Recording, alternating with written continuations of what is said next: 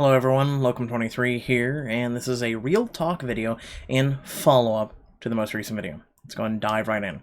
The purpose of that video was to shame and hold accountable those people doing something, in my opinion, was really stupid. They are also people that are opportunistic individuals who are using something for their own profit and gain. Protesting is completely different than going and taking 4 50-inch televisions from a Target. Just saying. I want to talk about a lot of issues and also address some of the questions that were left in the comment section, and let's just go from there. So, first of all, yes, I know there was peaceful protests. I know that. That was not the point of the video. Again, it was to shame and condemn the individuals that were doing the stupid things. I also tried to add some humor and things, and then at the end, I tried to talk about things that we needed to do, like, you know, have leaders. We need to find our Martin Luther Kings. We need to find these people, and we need to get them marching with us. We need them to lead, because when you have a bunch of Indians and no chiefs, it all goes to shit real quick. I also want to share something with you real quick. And it's going to be one of a few things. So I have a subscriber of this community that is being heavily affected by this. She lives in Minneapolis. Her name's Justine. And she stated that George needs justice. And hopefully he gets it. But she also stated that George is not getting that by burning things and destroying property and things like that. She's very, very right. She also stated the following. Someone broke into the damn pharmacy and took the medicine. What the hell? I'm an individual, by the way, who gets about 5 minimum prescriptions. Just picked them up the other day. If I go to the pharmacy now, and imagine all the people that are heavily affected by this now. They go to the pharmacy, right? Oh, we don't got your medicine. Imagine if it was a life-saving inhaler, insulin, something like that. Well, the pharmacy's been broken into, burned down, oh well. So now you have to contact your doctor, hoping that the doctor's in, to send a new script out to another business. You gotta hope that that business accepts your insurance. Trust me. Walgreens doesn't accept my insurance, for instance, so if they went and burned down the CVS right now, I'm SOL until I get a transfer to another CVS or pharmacy that accepts my insurance, correct? Okay. Really, guys, this is not... George would not want this right now. George, honestly, would not want one person being screwed over because of his death. Take it from someone who knows. Also going out and doing things like this.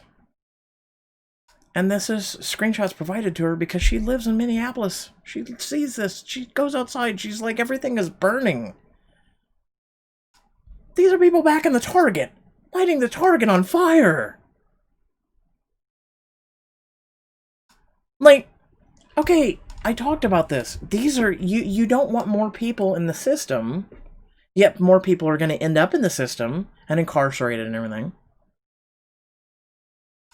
Get ahead of the game. Play smart, guys. Burning an AutoZone. Again, I've already showed you that some of the mom and pop shops from earlier in the other video. Peacefully protest. Martin Luther King himself for 13 years peacefully protested. They hated Martin Luther King. Oh God, they hated Martin Luther King so bad because he wanted to peacefully protest. He constantly told his supporters, peacefully protest. Don't bring that shit here. Martin Luther King, in the face of being threatened, his family being threatened, death threats, everything else, he said, I will not stoop to their level. I will not go down that path. And right now, we need leaders who are willing to lead protests. And trust me, I want to see protests. I want to see, honestly, protests in every bloody city. But I know, and you need to know this too, there are radical elements to any protest. There are radical elements to any organization. Say, for instance, I pointed out in the Karen video, You got people who, I was bathed in the blood of Christ, I'm prevented from the virus, I'm good. There was a poll just came out about the vaccine for COVID. 51% of people say they wouldn't take it. Again, this is just... I don't know what to say. There's always going to be people who, again, I call these people opportunistic people who run in, I want 4 flat screen televisions. You aren't doing George any good. Okay? And then people go, well, they're insured.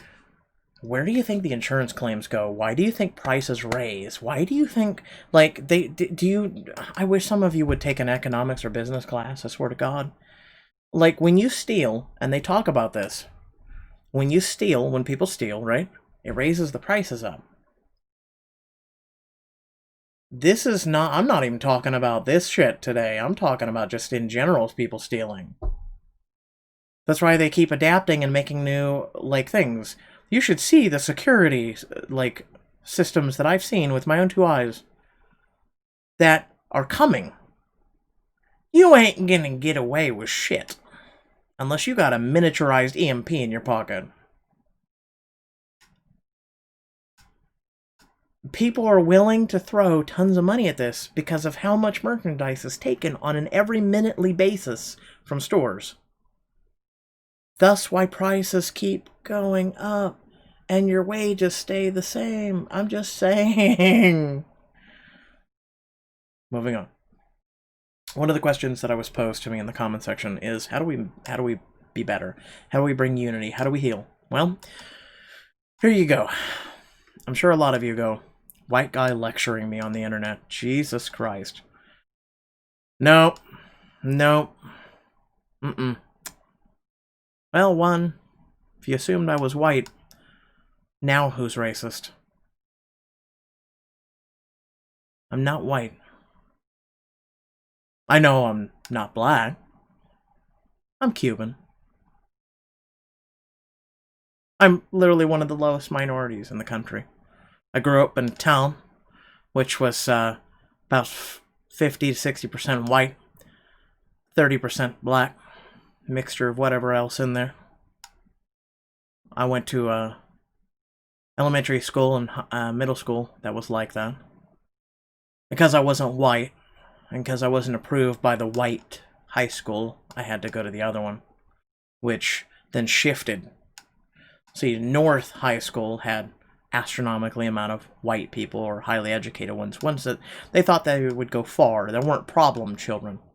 And then for South High School was the majority or minorities of the majority of the minorities. I had to earn everybody's respect, white and black. I was bullied by both. I've had fucking people try and deport my ass. Like, your name is Duarte. We're getting you the fuck out of this country. I've had the shotgun barrel of a police officer's shotgun pressed against my chest. I've talked about this in the past. By a cop who 8 months prior killed a guy in the same area doing the same thing I was doing. Thank God for the 3 people at Tim Hortons and the fact that one of the fellow officers pulled up, was yelling at him to put it away because he was kind of tuning the fuck out and probably would have pulled the trigger. I also was almost killed by a cop because of my breathing condition, in which I had to be revived by EMTs. Trust me when I say this. I have absolutely zero fucking love for law enforcement. Okay? Like, I'm sure some of you have the fear of being pulled over because of your skin color. The cop he's a racist prick. And trust me, I get it. And we're going to talk about that here in a second. And he shoots you. I get that. I understand that. And yes, that is not a fear that I will have. But I don't love the police. I fear the police because of the incidents that I've had, just as me, with 2 officers. There are good cops out there. do keep that in mind. There are good cops and there are bad cops. Just like there's good white people, there's bad white people. They like think about that. Keep that in mind. Okay? With that being said, I sat down with someone wise beyond my years. And we talked about a lot of things, and one of which was, this being a perfect storm and everything right now, that people have been cooped up in pandemic, everyone's losing wages, etc. And just all this is boiling over, people are just tired of all this. And I tried to understand the perspective of all this. And about, the things, and they talked kind of like the same way I thought, but of there's radical elements, and there are people, they're just heated, they're just tired of the shit, and they're gonna go out there and they're gonna riot. They're gonna go off from peaceful protest to rioting. And it's only, she literally said to me, she's got many, many years on me, she says, it's only gonna get worse from what I've seen with all the protests and everything she's seen through her years and whatnot. She was around when MLK was a thing. She says, it's only gonna get worse. I hope the protests get bigger. I would like to see us unify, and in a way, you look at some of the peaceful protests that actually did happen in the past couple days, and you're seeing a melting pot of people. That's what this country is supposed to be, if you think about it. A melting pot of everyone together, working together. But I was also talking about this with her, is it has to start at home. Oh my god, we're putting something on the parents. Yes, we are. But not what you expect. How do you stop racism? There's no vaccine for it. It's not carried in the blood. But they said it's in the blood, and I was like, they're going, figuratively. So, Dan grows up to a father that was complete racist. Dan is taught the same ways. He goes out and he sees a bunch of people doing really stupid shit of the race that he was meant and taught to hate. It solidifies that. If you go out and you hate a certain person, but they are the nicest motherfucker you will ever come across, it doesn't solidify it, and if anything, it dissolves it. I'm going to get to that here in a minute. If Dan has a kid, and Dan's hate is as solidified as his father's, Dan is then going to spread it to his son. I was that son. So, I was not raised with my Cuban heritage. I was raised with my mother's white folk. And I'm the off-breed. That went real well for me. Moving on.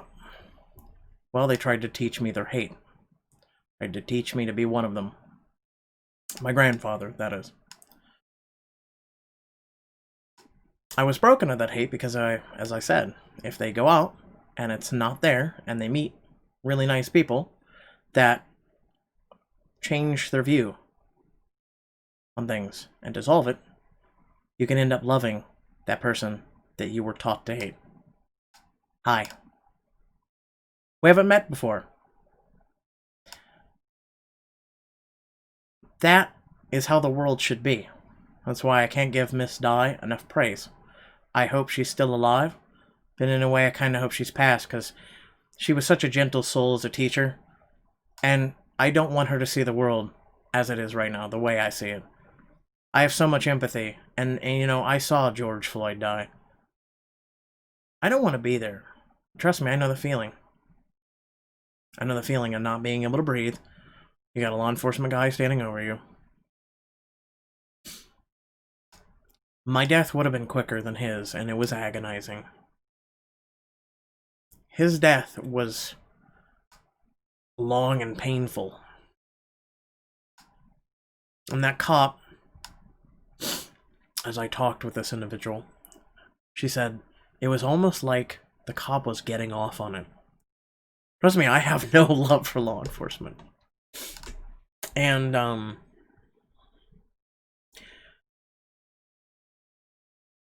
she said it was almost like he was, because his hands were literally in his pocket. She was like, I almost felt like he was in there touching himself, getting off on the moment. She goes, at the very least, psychologically, he was getting off on this.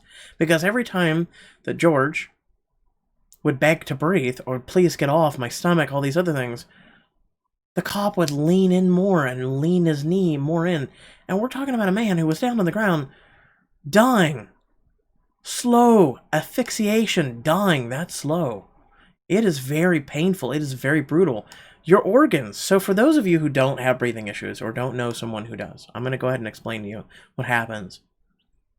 Your body starts shutting down.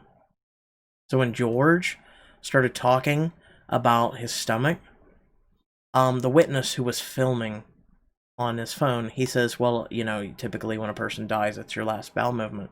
No, you might be right, but then here's as person who literally has gone through this multiple times with breathing attacks, let alone having a law enforcement officer do it to me.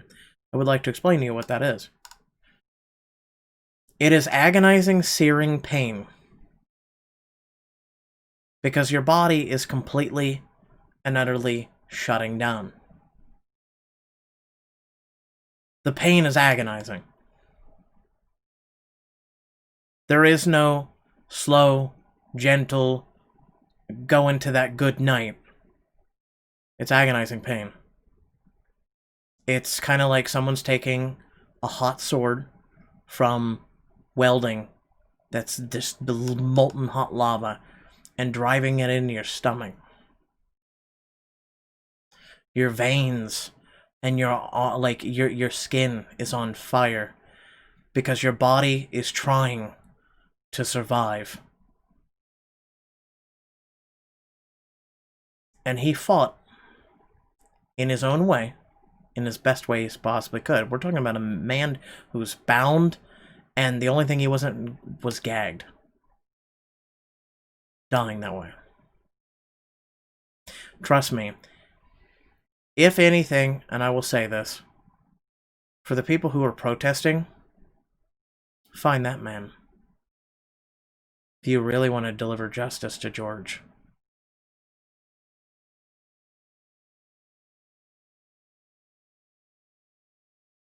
That's all I'll say. Silence speaks 1,000 words. With that being said, the only way we can move forward and healing is to realize that we're all in this together. We need to be. We need to change for one another, and we desperately need to be there for one another. We do. I believe I've covered everything that my heart, my soul, in a more serious context would like to say, especially from up here. Because I don't want to rant too long, and I could, but I won't. That's all I want. Is I do want. I wish we could get leaders, community leaders from all over the country, to get together, plan something, and peacefully protest. And if someone acts out, you condemn it. It's like if someone in my community right now went out, did something, and was like, yo, locum, yeah, or something, you know, somehow, some way associated me with something, I condemn it. Because it's not who I am. And Martin Luther King did it. There's been, you know, many of on the other side of the aisle of people like John F. Kennedy and whatnot condemn it for people going out and using violence against the other side.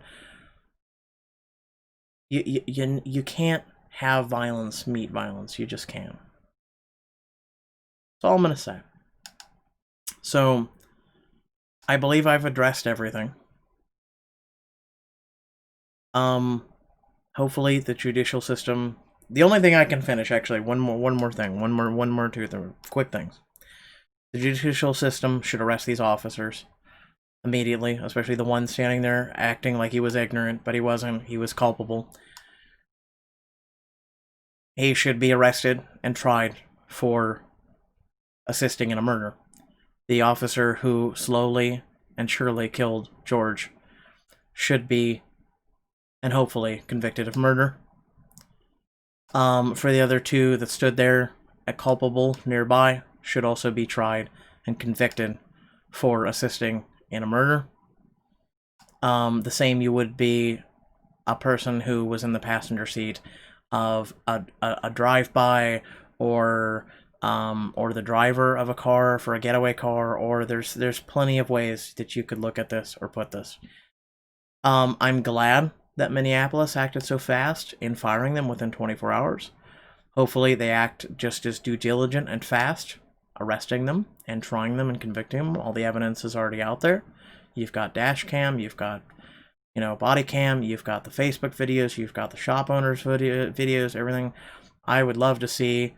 It would be a great week, wouldn't it, to have these individuals arrested. Pretty much, I would assume that once they are arrested, that the protesting and everything dies down. I would like to say the following: do not continue to condemn the people that are going out and rioting and making the protests look bad, because they want to, again, opportunistic greed, things like that. They want to dismantle your movement. There's been movements in the past that have been so peaceful that people have went out, and police departments and everything have literally planted people in there to try and cause sows of deceit, sows of vengeance, rage, things like that, or just go off on their own, and you have 99 people out of 100 that are being peaceful, and you have one asshole who throws a Molotov. You tackle that prick to the ground with a Molotov. You knock him unconscious. I don't care what you need to do.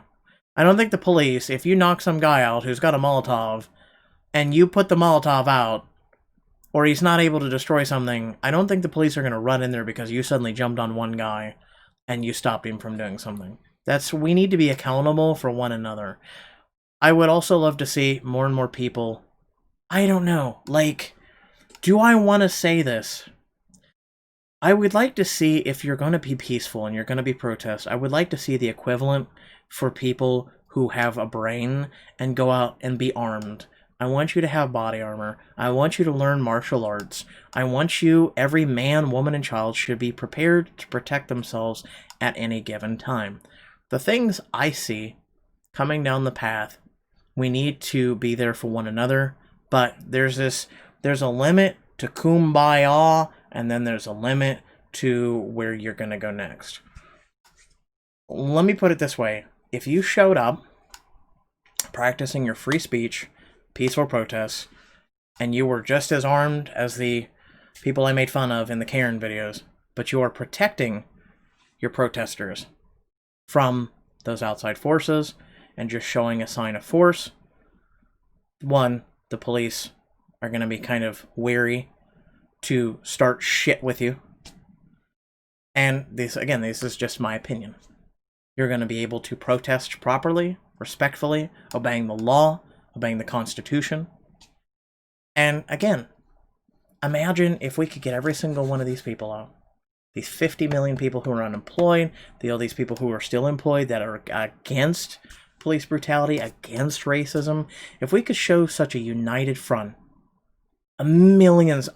People make such a big deal about the million-man march. I want a 50-man million march. I want every single person out there right now who can march to march. I will gladly join you. I will be on the front lines if you want me. Because I will march with you, hand in hand, arm in arm. For me, I'll wear a glove, but you know what I'm saying.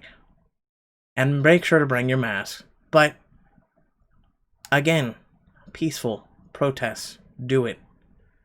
You don't need to burn down and vandalize and need greed, bullshit, all this crap. Again, if we had 50 million people march all over this country, I promise you, there would be change. I promise you. 50 million. Come on. Let's do it. Hashtag that shit. 50 million man march. Every city. Let's do it. Okay, my birthday, June 14th. Let's march.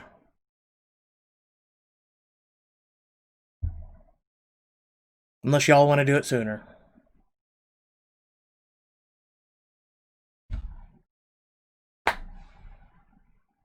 That's all I can say.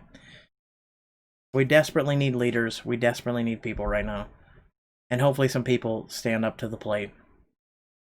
Because, again, no one's going to listen to Hua. No one's going to listen to little old me. I'm nobody. But hopefully someone out there will be the next MLK, stand up, and lead his people and everyone else to betterment. To the next jump in humanity, civility, morality, ethics, what have you. Without further ado, thanks for watching. Hopefully this clears some of the things up. And at the very least, let you get to know me and this whole situation a little bit more. Peace out.